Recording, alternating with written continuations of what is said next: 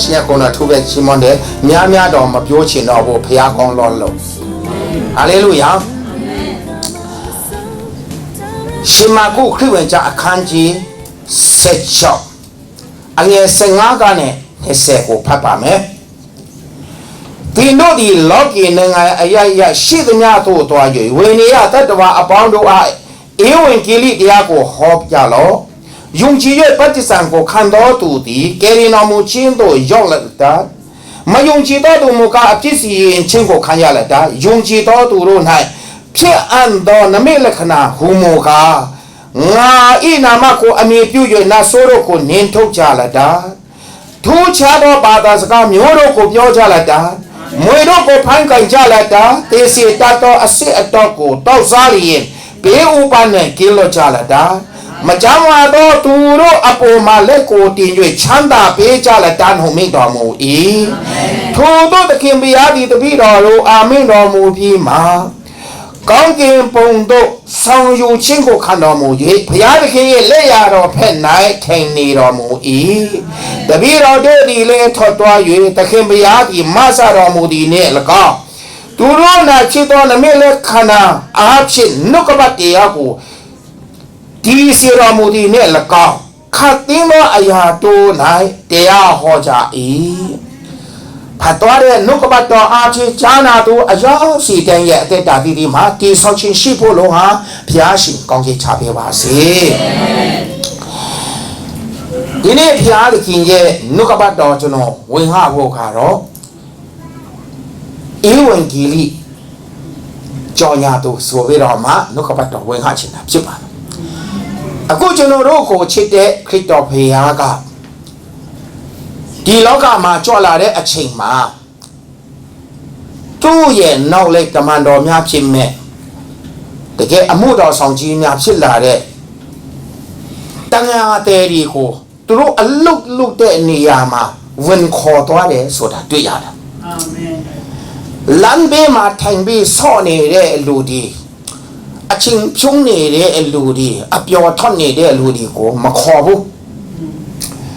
အလုတ်တကယ်စိတ်ဝင်စားတဲ့လူတွေကိုခေါ်တဲ့ဖရားဖြစ်တယ်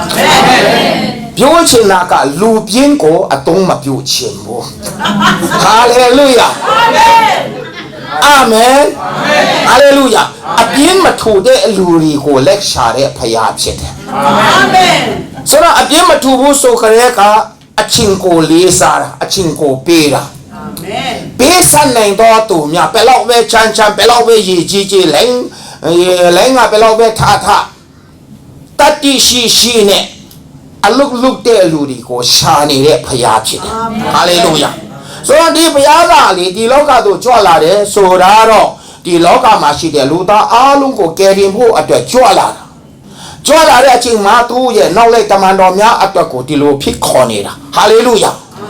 ဖြစ်ခေါ်နေတဲ့အကြောင်းရင်းကိုကျွန်တော်တို့ကြည့်တဲ့အခါမှာဘာအတွက်ခေါ်ထားတယ်လဲ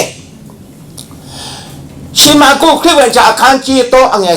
73ကိုကြည့်တဲ့အခါမှာအလိုတော်ရှိသောသူတို့ကိုခေါ်တော်မူ၍သူနဲ့အတူရှိနေစေခြင်းဟာလည်းကောင်းအနာငြင်းစေခြင်းဟာလည်းကောင်းဆုတောင်းစေခြင်းဟာလည်းကောင်းမာနကိုမောင်းထုတ်တားဆီးနိုင်ခြင်းဟာတော့လည်းကောင်းအစေခံခြင်းဟာတော့လည်းကောင်းလို့ပြောတယ်ဟာလေလုယာအာမင်အာမင်ဘုရားသခင်ရဲ့သားတော်ယေရှုခရစ်ရဲ့ခေါ်ခြင်းခံရတဲ့လူတွေကတော့အေးနေဖို့မဟုတ်ဘူးအလုတ်ဖို့တဲ့ခရစ်တော်ဘုရားကတော့ဒီလိုတန်ဃာတဲ့ဘဝကနေပြီးတော့မှငါဖန်တဲ့အမျိုးမဟုတ်တော့ဘူးတဲ့လူကိုဖန်ခိုင်းပါတဲ့ဟာလေလုယာအာမင်နာမတော်သူပဲချီးမွမ်းပါအာမင်ဇာဘုရားရှိခိုးတော်သူပဲချီးမွမ်းပါတယ်ခရစ်တော်ဘုရားကသူ့ရဲ့နောက်လိုက်တမန်တော်များဖြစ်လာဖို့အတွက်ကိုခေါ်ထားပြီးတော့မှကဲမင်းတို့ဒီလိုသွားကြဒီလိုလာကြဆိုပြီးတော့မှမပြောဘူးဗျခေါ်ပြီးမှတပိဖြစ်ရတဲ့အခွင့်ကိုပါလေ့ကျင့်ခိုင်းသေးတာဖြစ်တယ် praise Allah တချို့အမှုတော်ဆောင်တွေရလေကပါမပြောတဲ့မြန်မာပြည်မှာအခုခရစ်တော်အကြောင်းကြားတာအခုပဲတရားဟောဆရာလုတ်ချင်တဲ့အခါကျတော့ဘာမှလည်းဖြစ်မလာဘူးအာမင်အဲ့ဒါကအချင်းချုံတလို့တောင်ဖြစ်နေတယ်ပြင်ပန်းတလို့တောင်ဖြစ်နေတာဆိုတော့ခရစ်တော်ဘုရားရှိမှာခရစ်တော်ဘုရားက ဒီနို့သွားပြီးတော့မှလူမျိုးတကာတို့ကိုငါတပည့်ဖြစ်စီလျက်ခမဲတော်သားတော်တရှင်တော်ဝိညာဉ်တော်အ၌ပတ္တိဆံကိုပေးကြလော့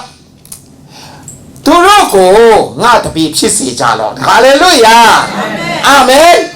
နာမတော်သူပဲချီးမွမ်းပါတယ်အာမင်ပြောချင်တာကငါခရစ်တော်ဘုရားပြောတယ်လူတွေကိုခေါ်မယ်ဝလိယပြမန်းတော်သူပေါင်းငါထံသို့လာကြလော့ငါထံ၌နီးခံကြလော့အာမင်အာမင်တင်ယူလေ့ကျင့်ဖို့အပ်ဖြစ်တာခရစ်တော်ဘုရားကတော့ယုံကြည်သူတွေကိုချစ်လို့ပညာပေးဖို့အတွက်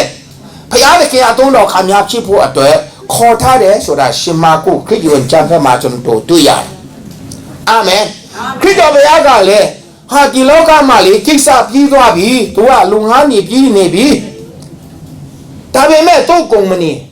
မသိဘူး praise the lord မယုံသိဘူးလူငါးနေထားခဲ့တာ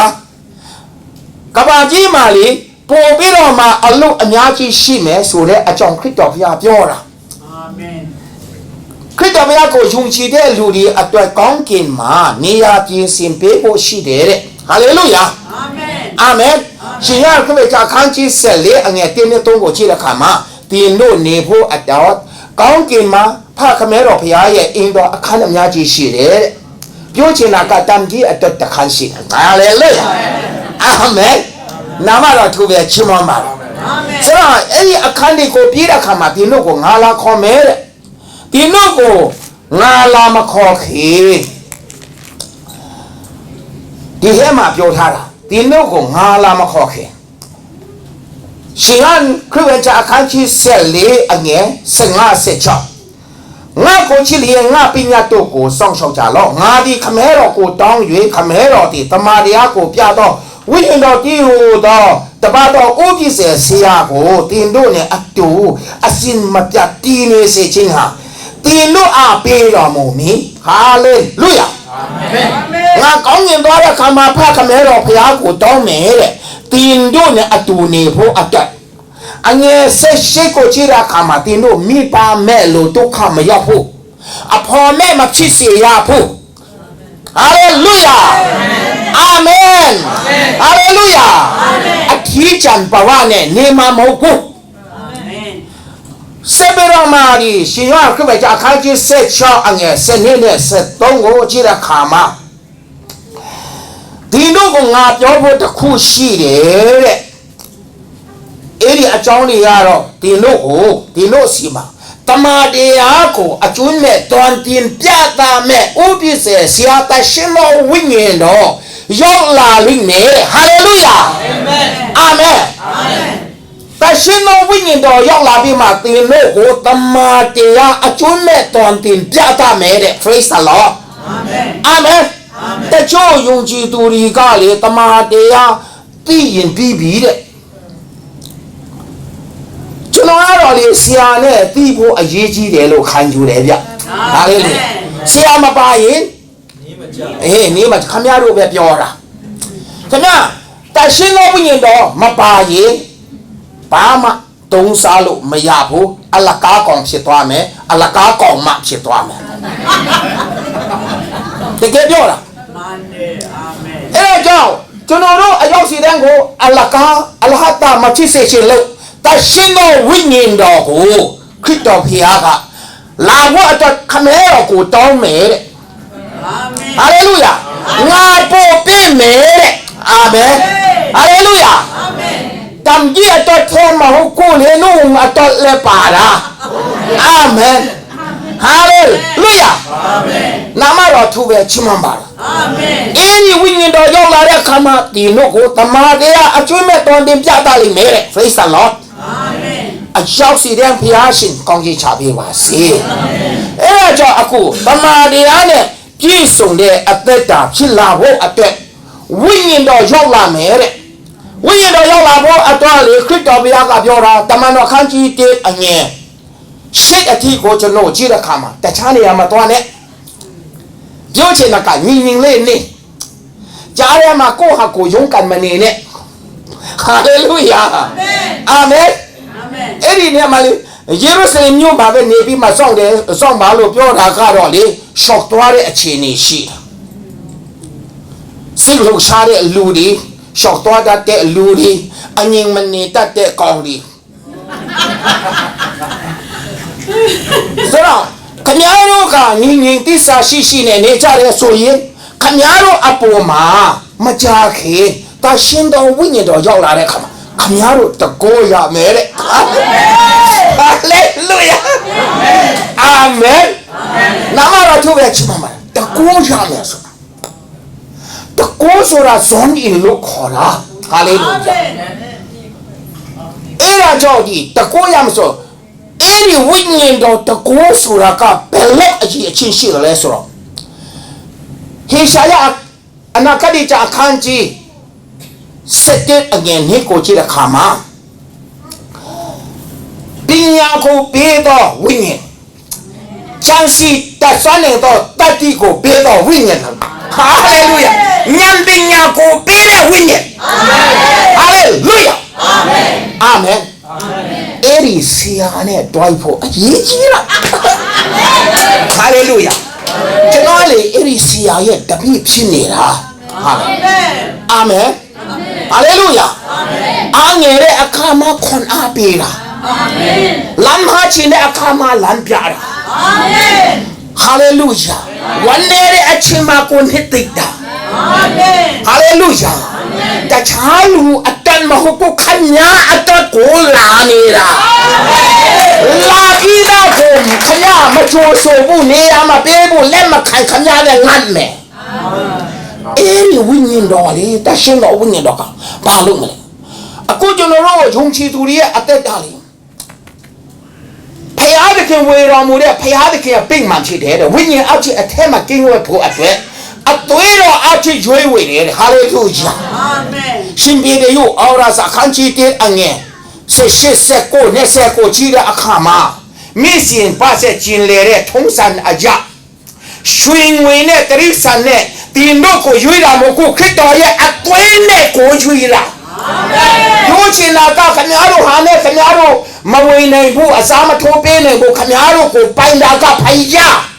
အာမင်ဖယားရဲ့ပိတ်မှန်ဖြစ်တယ်ဆိုတာဖယားသခင်ရဲ့အင်ဖြစ်သွားပြီလေအာမင်အဲ့ဒါကြောင့်တမန်တော်အခန်းကြီး20အငယ်20နဲ့ရှေ့ကိုကြည့်တဲ့အခါမှာ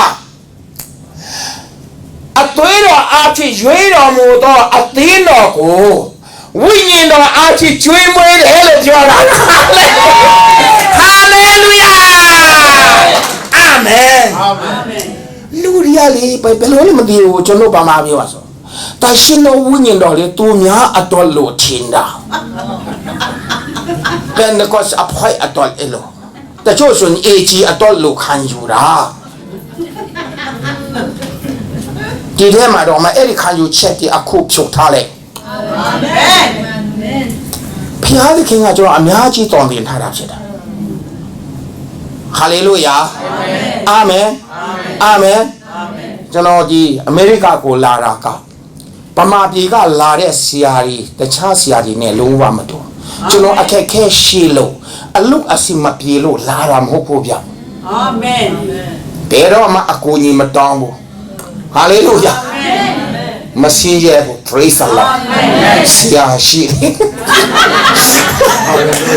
အာငယ်ရဲဆိုတာမရှိဘူး praise the Lord hallelujah hallelujah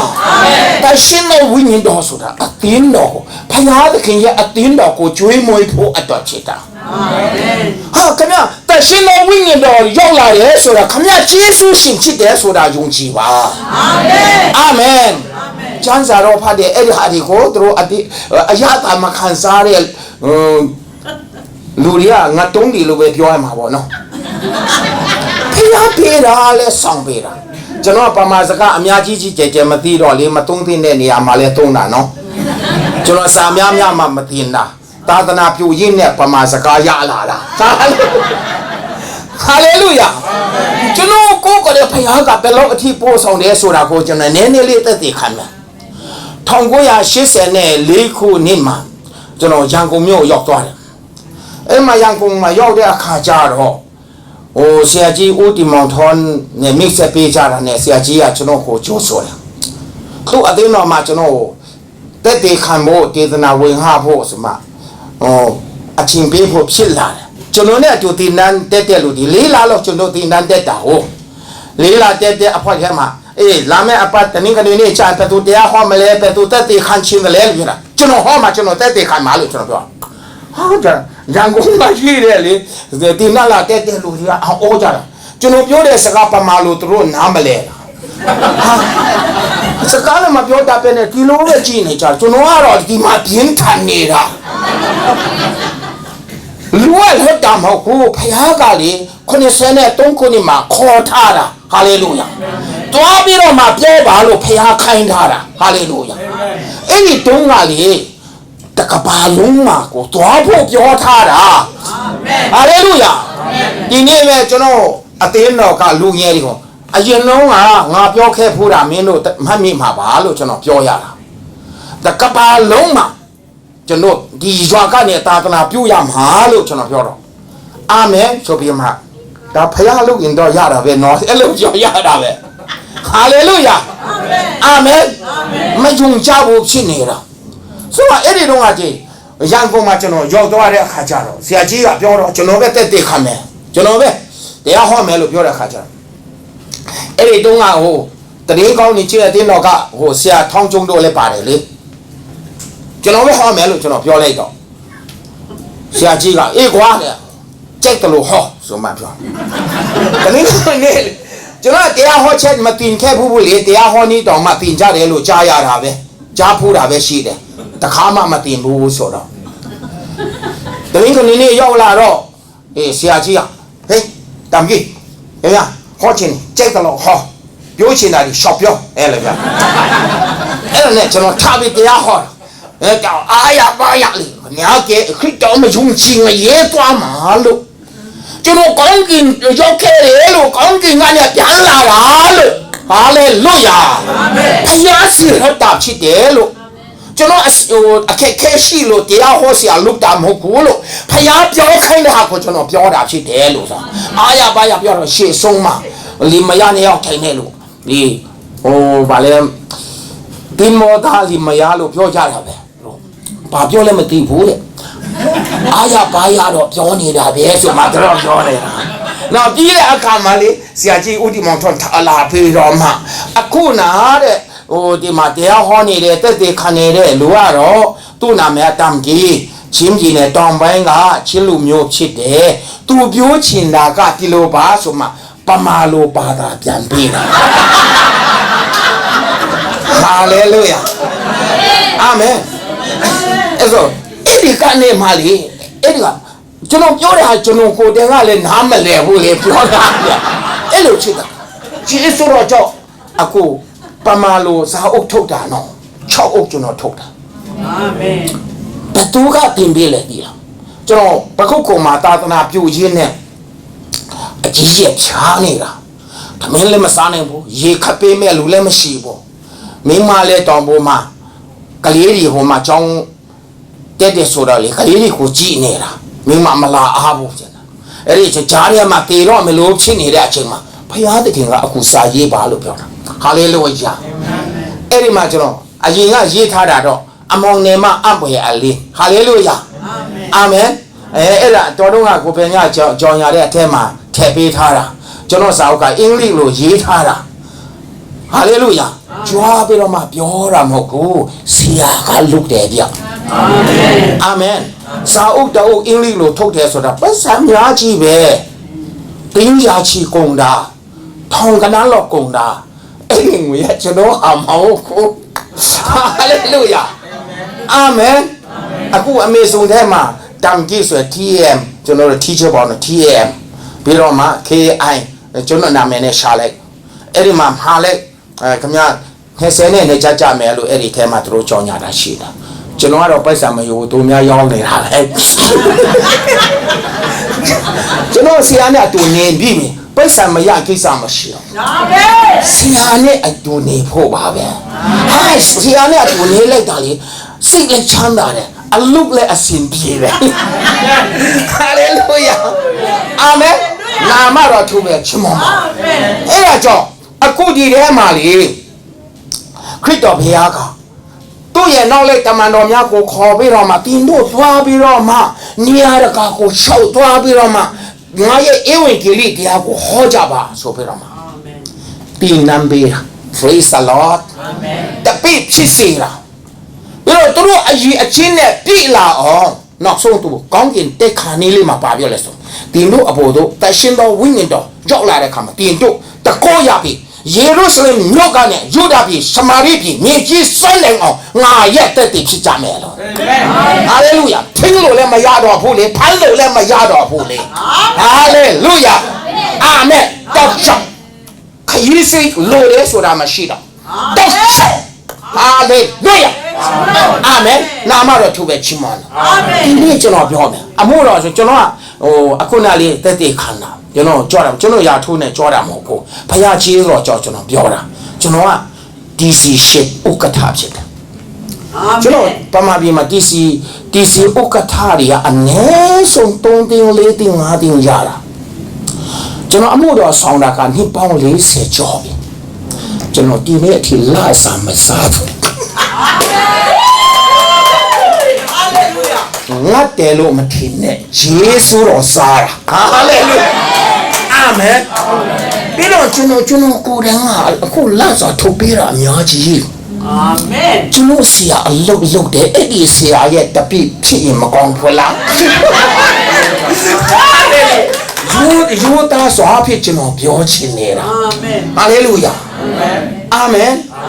အဲ့ဒါဆရာမတချို့လို့ရတာအုတ်ထုတ်ဆောင်းရင်လည်းကျွန်တော်ကျေးဇူးတော်ကြောင့်ကျွန်တော်သမီးကဖြီးကြီးပွဲရထားတာဟာလေလုယာကျွန်တော်သားသမီး6ယောက်ရှိတယ်အထွေးဆုံးကတော့နောက်ဆုံးနှစ်ချီသွားပြီဟာလေလုယာအာမင်ဘုရားရှင်ကောင်းချီးပေးတယ်ကျွန်တော်ပမာပြည်အနေနဲ့ကျွန်တော်ကလေးတွေပညာရေးအတွက်ပါကြောင်းထားတာကရင်းတို့ပမာပြည်မှာလေအရင်ကအခုမှပေါ်တာတွေအများကြီးရှိလာတာကြောင်းပေါ်တာစာပန်းအင်းနဲ့စိုးစံမရှိတာမြေမျိုးမှာအဲ့ဒီစာပန်းအင်းကကျွန်တော်ကလေးတွေအကုန်လုံးအောင်နာဝိစာများပေးတဲ့နေရာမှာကျွန်တော်ထက်ပေးရတာအာမင်တခါလေးကျွန်တော်ကလေးတွေအတွက်လေပိဿံပေးဖို့အတွက်ပသူပေးမှမသိဘူးကွာအာမင်ဟာလေလုယာအဲ့လိုဖြစ်သွားတာအာမင်ဆရာကလူတဦးတယောက်ဆိုတဲ့လူဆိုတာလေကစေကုတ်တဲ့အမျိုးနော်ဟုတ်တယ်မလားကိုဟာကိုစဉ်းစားကြည့်ကစေကုတ်တဲ့တော်လေကစေကုတ်တဲ့အမျိုးပဲဝိညာဉ်တော်ကအလုံးလို့ဆရာကအလုံးလုံးလာပြီးဆိုရင်တမန်တော်အခန်းကြီးလေးအငယ်31ကနေ35ကိုကြည့်သူတို့အင်တော်မှထူရဲတာဟာလေလုယာအာမင်အာမင်ဟာမရှိဘူးတော့ငါလည်းဒါဘုရားနိုင်ငံတော်နဲ့ဖြောင်းမချင်းရတော့ကိုဆိုမှာပလင်ဘောကနေတော့ဟောတာဘာမှမဆက်ကြရအောင်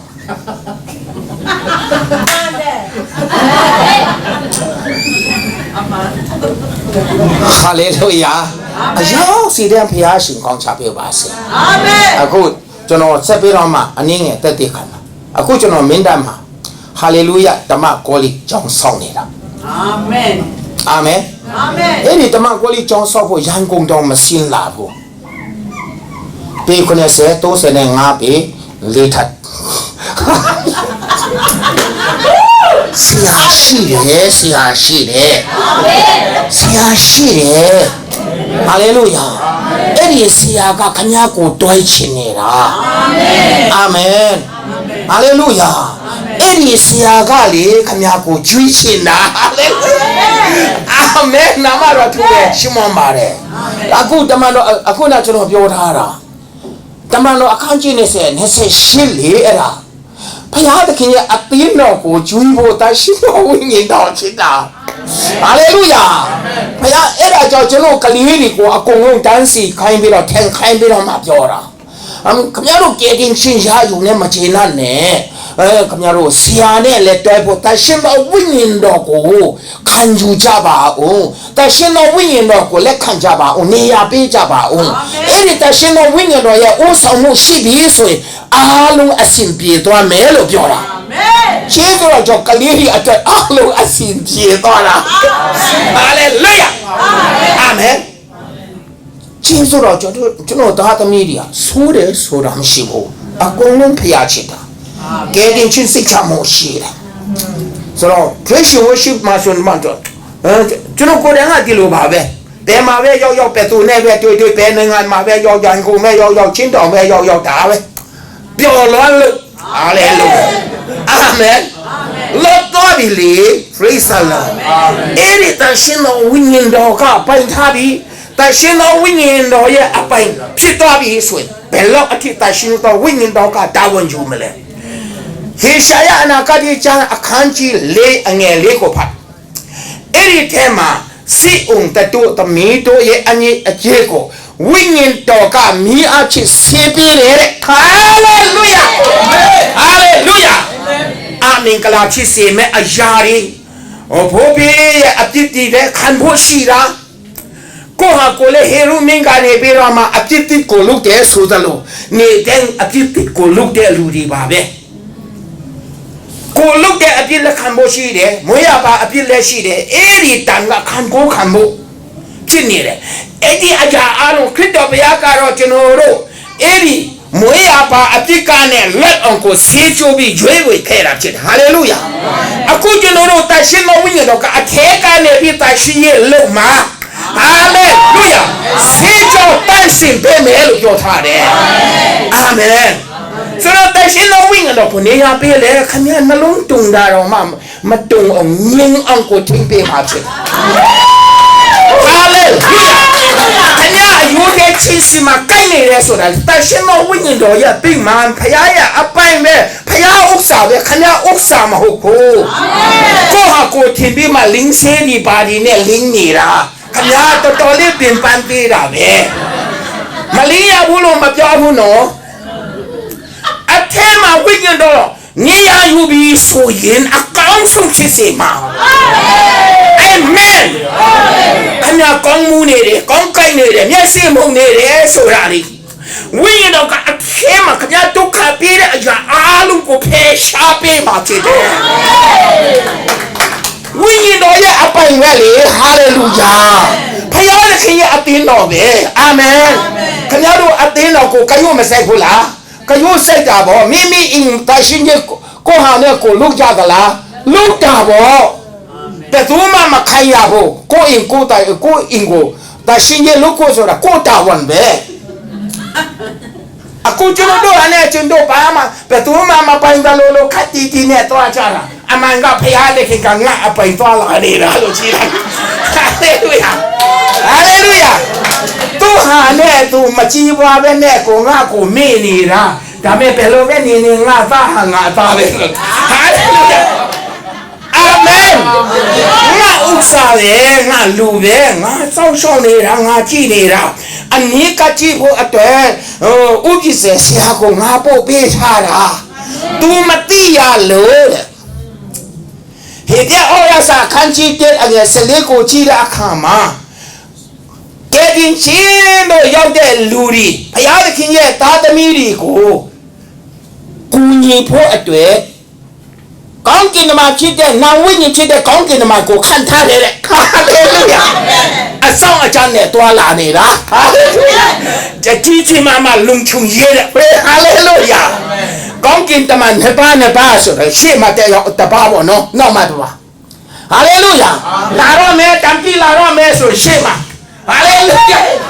နောက်ကနေလုံချုံရဲလိုက်လာပြန်ပြီအာမင်ဟာလေလုယာဘာဖြစ်လို့လဲစာတမန်ကလူတွေကိုလက်ရှာနေတာဒုက္ခပေးဖို့ဖြစ်နေတယ်ဆိုတာလေစာတန်ကအလုတ်ပြီးဆိုလူကိုကောင်းမှုအောင်ပိတ်နာအောင်အိလိုမပြောအောင်မဟုတ်တဲ့ဟာလေးနဲ့စစ်ကောက်ပြီးတော့မရန်ဖြစ်အောင်လူမရအရင်တန်အောင်တရားမှလည်းမလျှော့တတ်ဘူးမြတ်တာဘုရားတော်ယုံကြည်တယ်လို့စိတ်ရှိတယ်ဆိုတာမရှိဘူးစူတောင်းလေတိုးလေအာမင်အဲ့ဒီအရာအားလုံးကိုလေတိုးတဲ့ဟာကိုပြန်ရှိစေဖို့အတ္တထားတရှိတော်ဝိညာဉ်တော်ဖြစ်တာဟာလေလုယာအာမင်အကျောက်စီတဲ့ဘုရားရှင်ကောင်းချပေးပါအာမင်နာမတော်သူပဲချီးမွမ်းပါ အဲ့ဒါကြောင့်အကောင်းဆုံးလို့ပြင်မှာ praise the Lord hallelujah အဲ့ဒီဝိညာဉ်တော်ကဘယ်သူကိုကူညီမလဲဘယ်သူကိုလူပေးမလဲဆိုရင်တိတုဩဝါဒစာအခန်းကြီး3အငယ်9-6ကဲတင်ချင်းရပြီးတဲ့လူဒီရင်းချင်းမင်္ဂလာခံတဲ့လူဒီကိုအတိတုပြင်ပေးမယ်တဲ့အလားရှင်တော့က hallelujah ဒီနေ့လူတဲ့မလားချင်ဘူးလားကျွန်တော်လည်းအကြမ်းထားချင်တာပဲမတတ်နိုင်တာဒီပုံတုံးကြီးဖြစ်နေတာ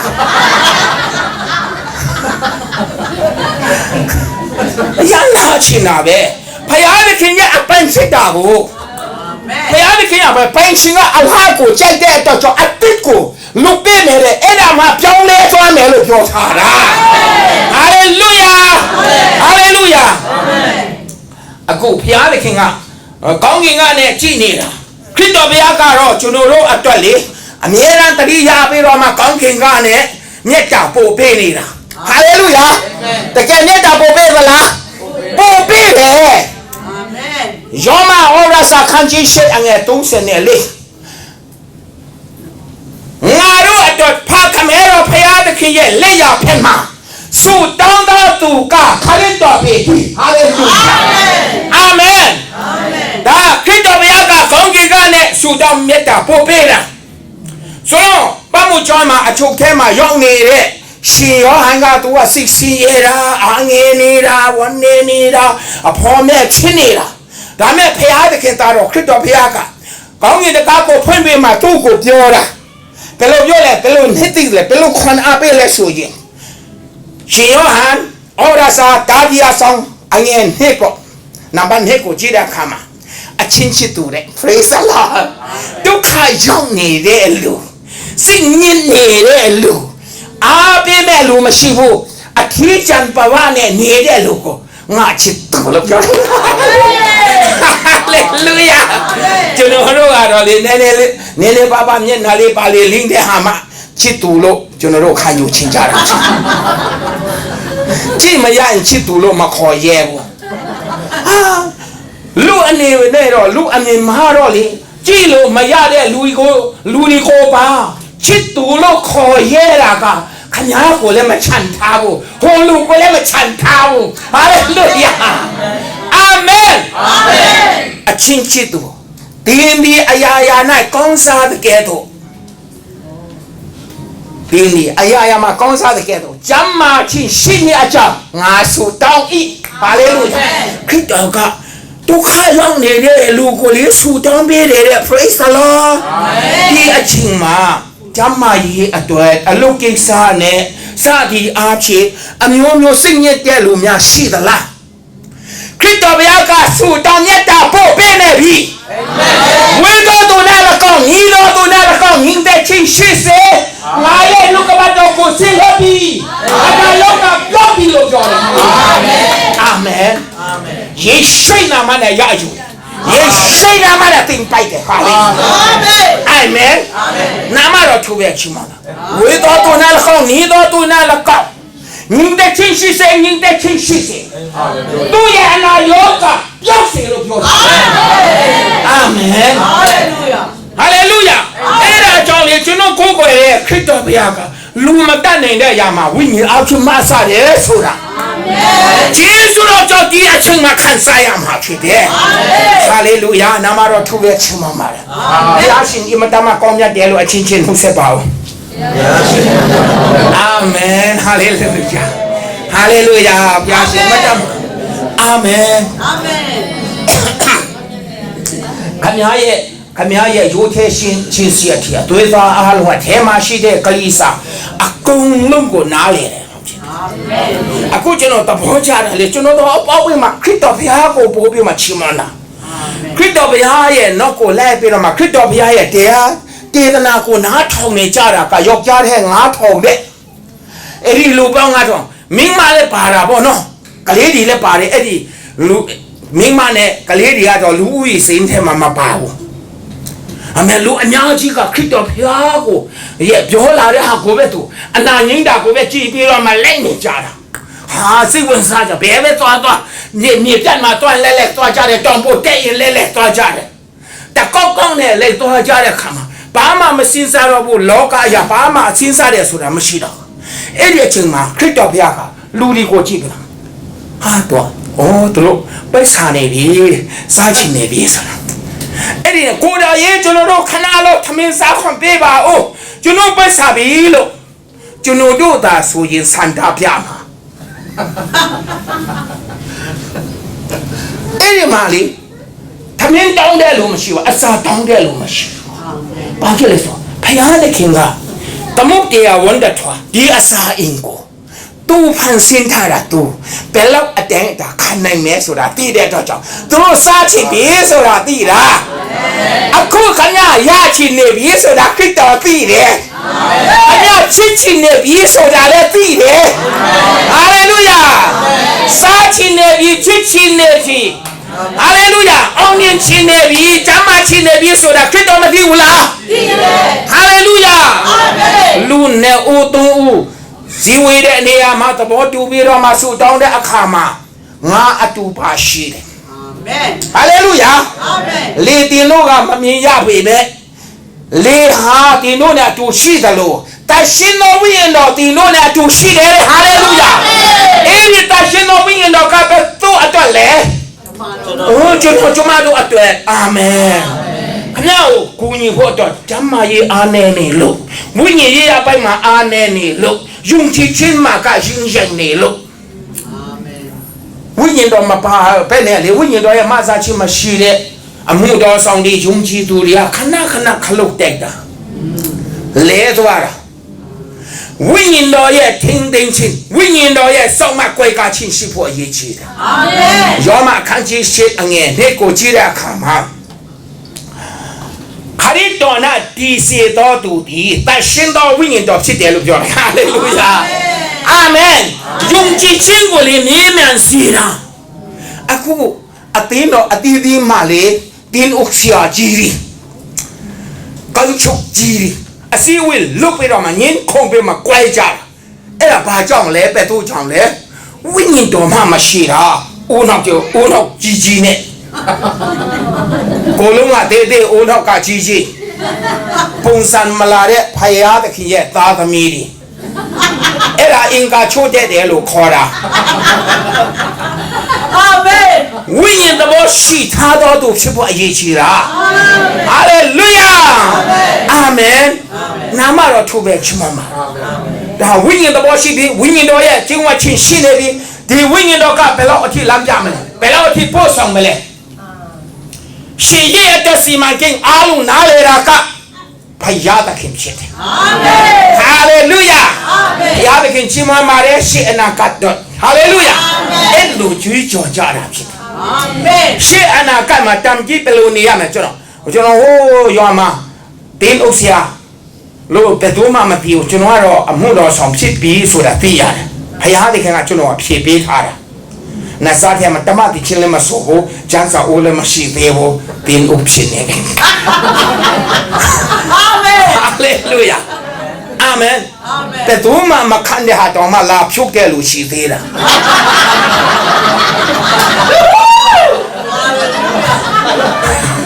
哈利路亚。အများကြီးပဲကျွန်တော်အများကြီးစာရေးထားတယ်ရှိတယ်အခုဘာသာမပြန်သေးတဲ့ဟာရောပမာလူရေးထားတဲ့ဟာမထုတ်သေးတဲ့ဟာတွေအများကြီးရှိတယ်အာမင်ကျွန်တော်အဲ့ခံဖို့တဲ့လူတွေကျွန်တော်ကြိုးဆိုဖို့တဲ့လူတွေကအကုန်လုံးရေးထားတာဒါနည်းနည်းပုံစံမှန်တဲ့ဟာတွေကအကုန်လုံးထည့်ထားတာဟာလေလုယာအာမင်ဘုရားသခင်ရဲ့ရှေ့မှာတကယ်ဘုန်းတော်ချင်းရှားစီဖို့အတွက်ရေးကြည့်တာဖြစ်တယ်အာမင်အာမင်အရောက်စီတဲ့ဘုရားရှင်ကောင်းချပေးပါစေအာမင်ဝိညာဉ်တော်ကဘာလို့မလဲဆိုတာအခုဒီလူတယောက်ကိုလေဝိညာဉ်လူဖြစ်တယ်ဝိညာဉ်လူဖြစ်တယ်ဆိုတာကကောင်းရင်သူပရမတ်ခါကြီးနဲ့အငယ်15ထဲမှာဟာလေလုယာအာမင်ဝိညာဉ်လူဖြစ်တယ်တဲ့ praise the lord အဲ့ဒီဝိညာဉ်လူကလေပိုင်းခြားတတ်မယ်တဲ့ဟာလေလုယာဝိညာဉ်လူမဟုတ်တဲ့လူကတော့ဘာမှလည်းမပိုင်းခြားဘူးငေါင်ကြီးပါပဲအဲ့ကအသက်မရှိဘူးဝိညာဉ်လူဖြစ်တဲ့လူကဘယ်လိုပုံစံမှာစာတိလူကနေပြီးတော့ဝိညာဉ်လူဖြစ်ရမှာစာတိလူဖြစ်တယ်ဆိုတာကကဲတင်ချင်းမရတဲ့လူကို ပြောတာမဟုတ်ဘူးစာတိလူဆိုတာကကဲတင်ချင်းရပေမဲ့ဖျားသားဖြစ်ပေမဲ့စာတိသဘောဆန်တော့အသက်ရှင်တဲ့လူတွေအများကြီးရှိတယ်ဟုတ်တယ်မလားအေးယောမဩရစာအခန်းကြီး9ထဲကဟာကိုကျွန်တော်ကြည့်တဲ့အခါမှာရှင်ဘောလုကပြောတယ်ငါဟာတဲ့ကောင်းသောအချင်းကိုကျင့်ချင်ပေမဲ့မဟုတ်တဲ့ဟာတွေကောင်းတဲ့အချင်းကိုမကျင့်ဘူးဒါကဘာကြောင့်လဲဆိုငါအထက်မှာစာတိရှိလို့ဆိုတော့အဲ့ဒီစာတိစိတ်မြစ်ပင်ရဲ့အရာအလုံးကိုဆေးကြောဖို့ဟာတရှင်တော်ဝိညာဉ်တော်ဖြစ်တယ်ဟာလေလုယာအာမင်ဝိထားတာဖခင်ရဲ့အပိုင်ပဲဒီကိုခန္ဓာဖခင်ရဲ့အပိုင်ပဲဟာလေလုယာဖခင်ဥစ္စာဖခင်အပိုင်ကိုအကောင်းဆုံးပြုပြင်ဖို့ကတရှင်တော်ဝိညာဉ်တော်ဖြစ်တယ်အာမင်အာမင်ကောရိန္သုဒုတိယစာခန်းကြီး4အငယ်16ကိုကြည့်တဲ့အခါမှာ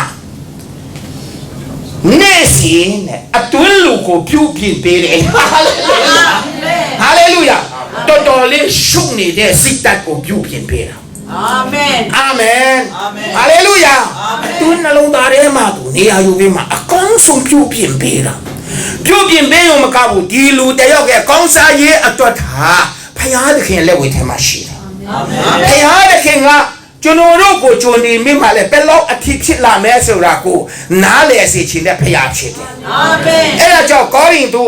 ပထမဆောင်အခန်းကြီးနဲ့အငယ်9နဲ့10ကိုကြည့်တဲ့အခါမှာဖခင်သခင်ကိုချစ်တော်သူတို့အဖို့အလုံးဟာလို့ပြောထားတာဟာလေလုယာမချစ်တဲ့လူတွေရတယ်ဖခင်မကြောက်တဲ့လူတွေကိုမပါဘူးဗျဖခင်ကိုချစ်တော်သူတို့အဖို့အလုံးဟာအာမင်ဟာလေလုယာမမြင်သေးသောအရာအာမင်မကြားဘူးသေးသောအရာအာမင်စိတ်မကူဘူးသေးသောအရာတို့ကိုဝိညာဉ်တော်အဖြစ်ဖွင့်ပြမယ်တဲ့ဟာလေလုယာအဲ့ဒါကတိုးတဲ့ရာတိုးတဲ့ကြောင်းအတွက်ဖြစ်တယ်အာမင်ဟာလေလုယာရှေ့ဆက်ပြီးတော့မှကပါတီတရွေးကောင်းစားဖို့အတွက်ကြိုတွင်ပြီးတော့မှအတိပေးနေတာဖြစ်တယ်အာမင်ဟာလေလုယာအာမင်အဲ့ဒါကောင်းပါဘူးအခုတော့မှကြည့်ရှုနေတဲ့ဖေဟာလာမယ့်အသက်တာမှာလည်းအလကားကောင်းမှဖြစ်ရတော့ဘူးအာမင်ဟာလေလုယာဝိညာဉ်တော်ကတွဲခေါ်သွားမှာ praise the lord အာမင် hallelujah အာမင် hallelujah အဲ့ဒီဝိညာဉ်တော်ကလူကိုတတိပေးတယ်တဲ့ praise the lord အာမင်ဘယ်လောက်ဝန်တာဆရာကောင်းလဲဝိညာဉ်တော်ကနေပြီးတော့မှလူကိုတတိပေးတာဟောဆုံးမတယ်ပဲ့ပြင်တယ်ဆိုတာအဲ့ဒီဘုရားသခင်ရဲ့ဝိညာဉ်တော်ရဲ့ဆုံးမပဲ့ပြင်ခြင်းခံရမဲ့လူကဘယ်လိုလူစားမျိုးဖြစ်မယ်လဲဟာလေလုယာအာမင်နာမတော်သူပဲချီးမွမ်းပါတယ်အရောက်စီတဲ့ဘုရားရှင်ကောင်းကြီးချပေးပါစေအရောက်စီတဲ့ရဲ့အသက်တာပြီးမှာဒီဆောက်ခြင်းရှိမယ်လို့ကျွန်တော်ယုံကြည်ပါတယ်အာမင်ယောမဩဝါစာခန်းကြီး8အငယ်14ဘုရားသခင်၏ဝိညာဉ်တော်ဆုံးမပဲ့ပြင်တော်မူသည်များသောသူတို့သည်ဘုရားသခင်၏သားဖြစ်၏အာမင်နောင်တလည်းမရဘူးနောက်လည်းမဆိုးဘူးတောင်းမြဲတောင်းနေတယ်ရှူမြဲရှူနေတယ်စကားများမြဲများနေတယ်ဆိုရင်တော့ဘုရားသားမဟုတ်ဘူး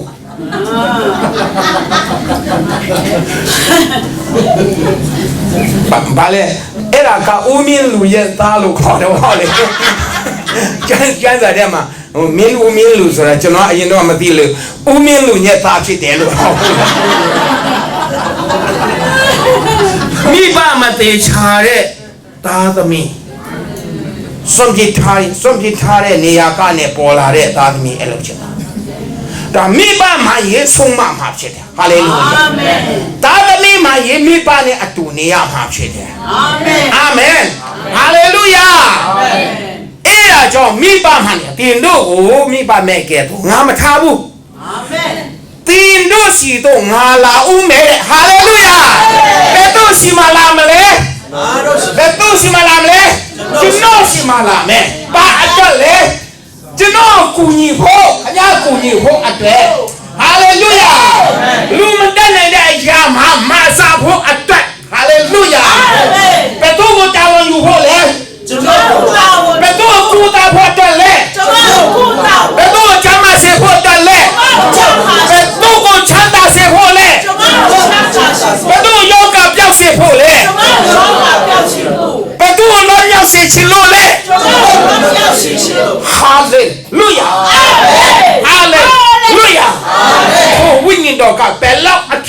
kaki beta leso to wingin do ka ang lung ne bi yilu ayo ya ta ta ko hanu to abi ta wan ju bi so bello ati ama kan che shi leso ye shaya akanji le se ne le ange to ye ga to to apoma ye ko nga to lo me de chou to le me ko le ye ne to lo me de hallelujah bini amyo apoma nga wingin ko la ka bini ano ya apoma nga konji min kala ko la ka nga to lo me de praise the Lord hallelujah amen ta soi lung ta myo lung apoma wingin do to lo me de phaya de ke hallelujah eri wingin do la bi so bari pan konji la ma hallelujah kong sa wo chi de hallelujah kong sa chi so da cham ma chi le pa le no hallelujah ate shi chi le pa de long yo chi le pa de hallelujah ning te chi le shi de ja ne mane nong ka la asin am ne ai yo si de nga o phya shi kong ya lo ne so ma chi mo nong look be me shi na ta shi ba wu da ai yo si de phya shi mo cha be wa si amen alo ma te ya be no ma atu de kwa chi so chi mo cha ya o ဒီချင်းဦးဆောင်ပေးဖို့အတွက်ဟိုဆရာမ